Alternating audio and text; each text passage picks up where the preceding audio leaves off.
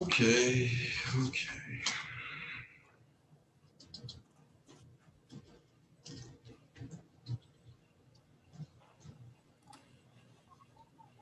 I'll be looking for it. You're welcome. Turn it down. No.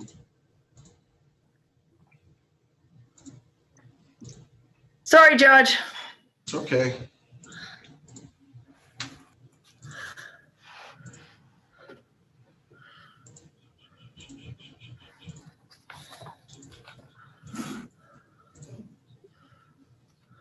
All right, people of the state of Michigan versus Lona Latoski. This is file 2123650. Ms. Latoski pled to a charge of possession of methamphetamine as a drug double, which carries a potential maximum sentence of up to 20 years. She's here today with her attorney, Mr. Gibson. Mr. Gabriel is the prosecutor. Mr. Gibson, any objection to continuing on video today?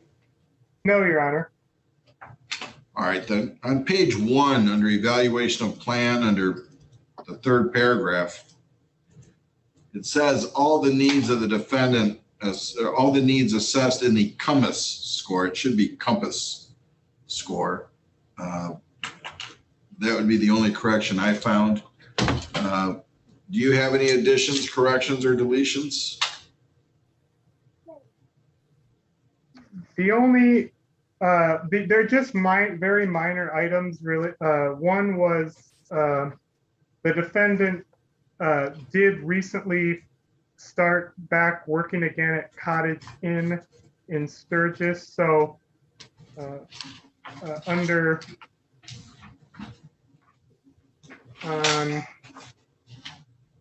CFJ 284, page 9, there could be, I would propose perhaps just adding a short sentence right above where it says education in the last sentence under employment to just say the defendant has since returned to working at Cottage Inn.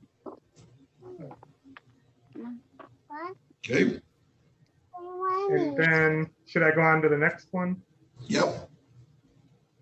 And then with regard to the ages of her children, where on CFJ 284, page 8, under marriage, it lists Alyssa Latoski.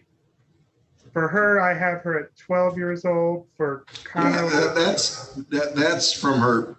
You know, you're talking about her 2020 case. Oh, okay. Everyone would be a year older. Okay. Can you have your child get out of the picture there, Ms. Latoski? And just like in court, you wouldn't have your child sitting with you at the defense table if you were getting sentenced in court.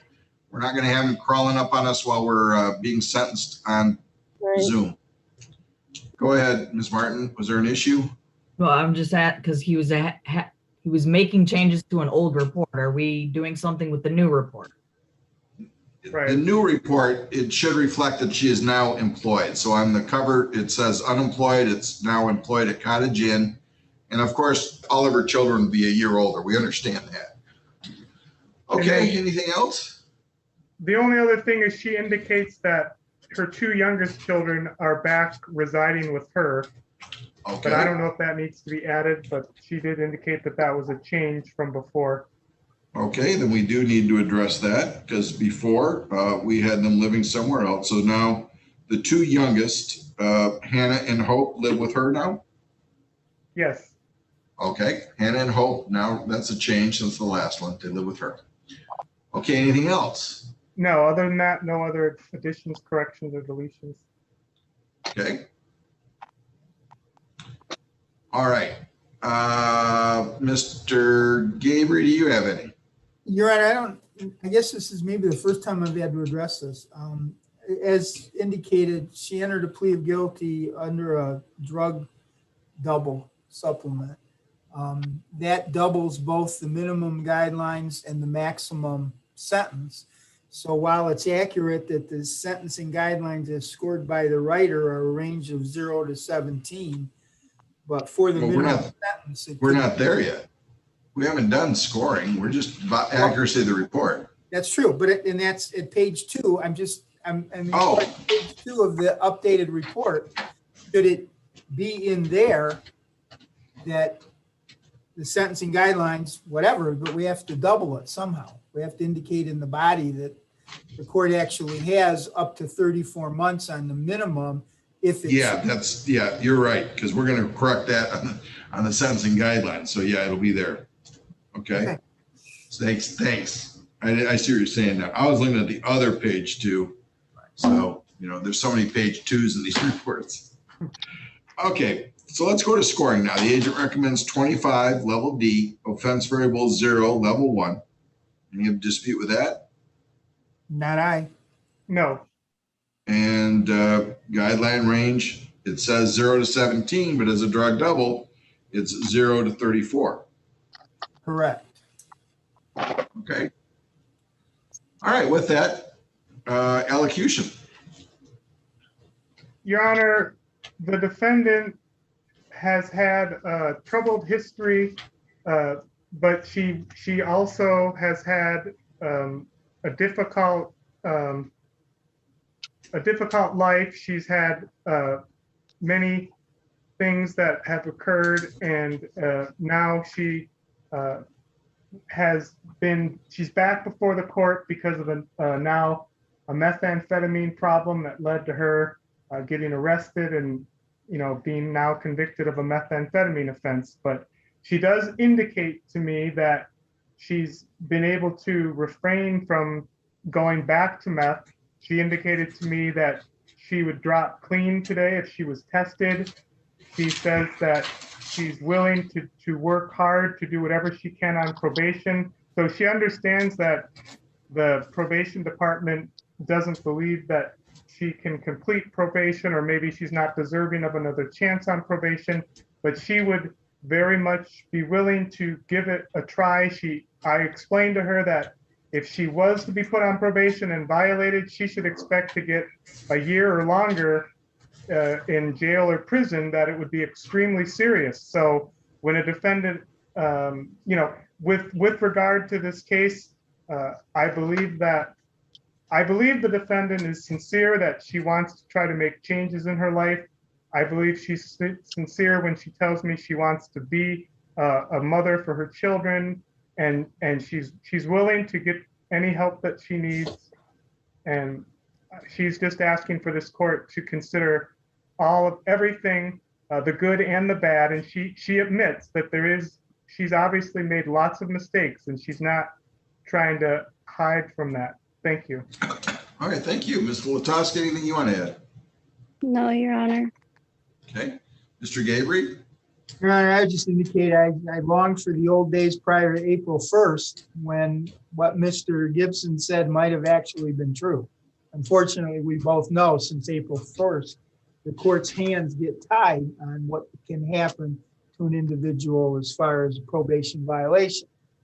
I just asked the court to put thought into what the Department of Corrections' own agents have said about what it's been like in the past to supervise Ms. Latoski, which I do think gives substance to their recommendation that this be a jail sentence.